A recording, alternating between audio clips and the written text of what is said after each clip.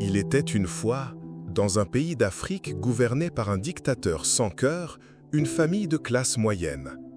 Dans cette famille, deux garçons virent le jour presque comme deux étoiles jumelles, Fred et Jamal. Leur mère les regardait grandir avec amour, mais leur père, homme autoritaire et rigide, ne voyait pas les choses de la même manière. Fred, l'aîné, était différent. Courageux, ambitieux, amoureux de la liberté, il rêvait d'un avenir meilleur pour son peuple. Il disait souvent « Je veux que nos enfants connaissent un pays où ils peuvent sourire, étudier et manger à leur faim. » Mais la vie n'était pas tendre avec lui. Les échecs scolaires s'accumulaient, les blessures amoureuses le rendaient mélancolique.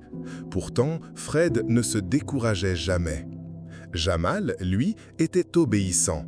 Il suivait chaque mot de leur père, même lorsqu'il pensait différemment. Il avait abandonné ses propres rêves pour réaliser ceux de son père. Alors, il était choyé, cadeaux, argent, confort et surtout fierté paternelle. Fred, au contraire, recevait peu d'amour de son père. On le jugeait trop différent, trop rebelle. On disait qu'il n'écoutait jamais. Pourtant, Fred ne cherchait qu'à tracer son propre chemin. Ce que personne ne savait, c'est qu'un mauvais sort spirituel pesait sur lui. Ses efforts, aussi grands soient-ils, semblaient toujours voués à l'échec. Les années passèrent. Jamal réussit brillamment ses études.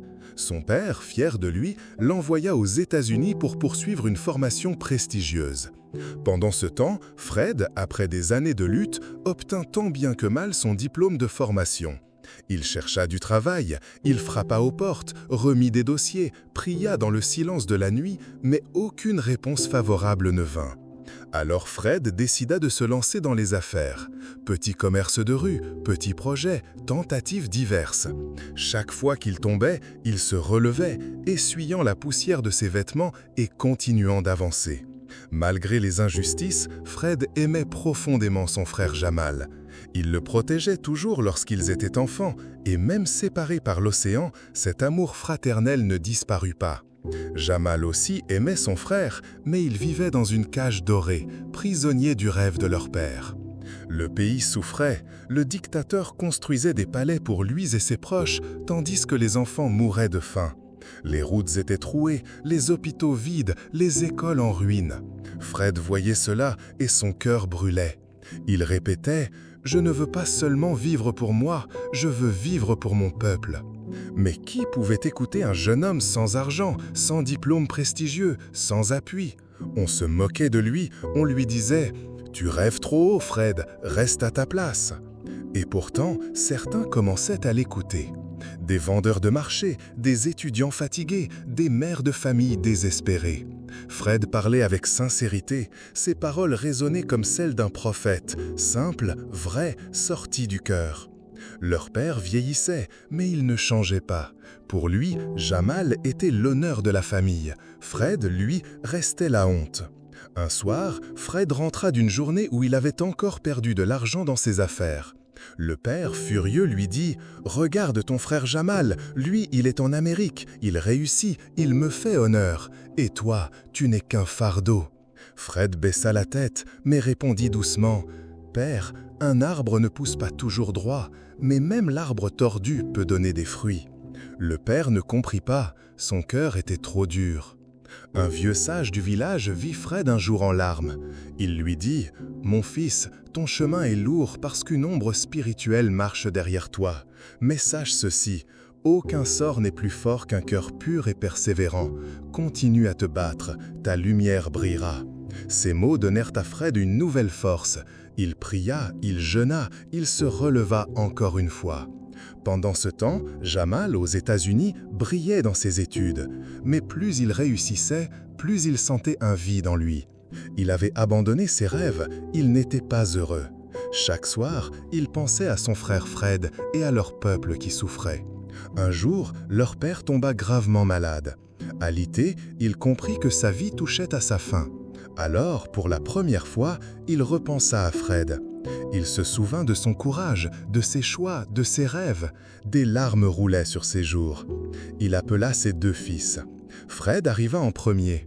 Le père lui prit la main et murmura « Pardonne-moi, mon fils, je t'ai rejeté alors que tu étais la vraie force de cette famille. » Fred pleura et répondit, « Père, je t'ai toujours aimé, même ton rejet ne m'a pas enlevé cet amour. » Jamal arriva ensuite, il serra son frère dans ses bras, longtemps, comme pour rattraper les années perdues.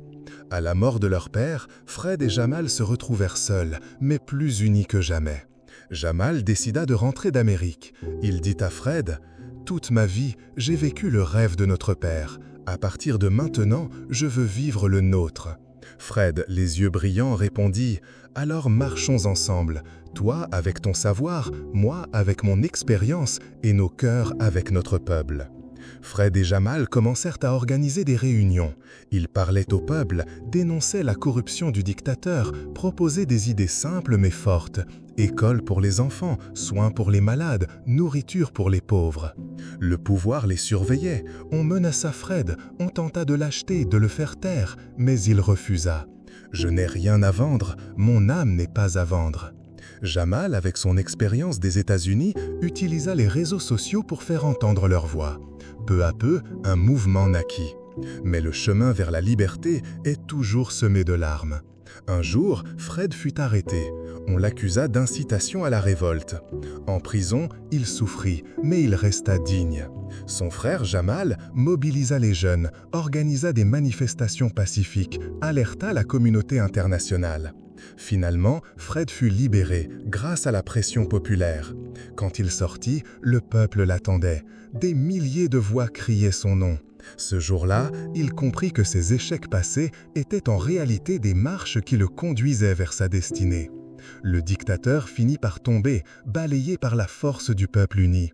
Fred et Jamal ne prirent pas le pouvoir pour eux-mêmes. Ils proposèrent une transition, une nouvelle constitution et appelèrent les citoyens à choisir librement leurs dirigeants.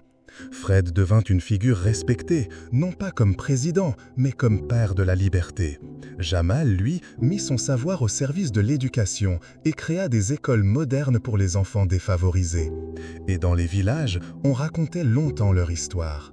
On disait « Il y avait deux frères, l'un qui a suivi son propre chemin malgré la souffrance et l'autre qui a trouvé la force de revenir à ses racines. Ensemble, ils ont changé leur pays. » Moralité. L'histoire de Fred et Jamal nous enseigne que les échecs ne sont pas la fin, mais des leçons. Elle nous rappelle que suivre son cœur est parfois plus important que suivre les attentes des autres. Elle nous montre aussi que la réconciliation, l'amour et l'union peuvent guérir même les blessures les plus profondes. Et surtout, elle dit ceci. Un peuple peut souffrir longtemps sous l'oppression, mais il finit toujours par se lever lorsque des cœurs courageux se tiennent debout. Merci et abonnez-vous pour plus d'histoires.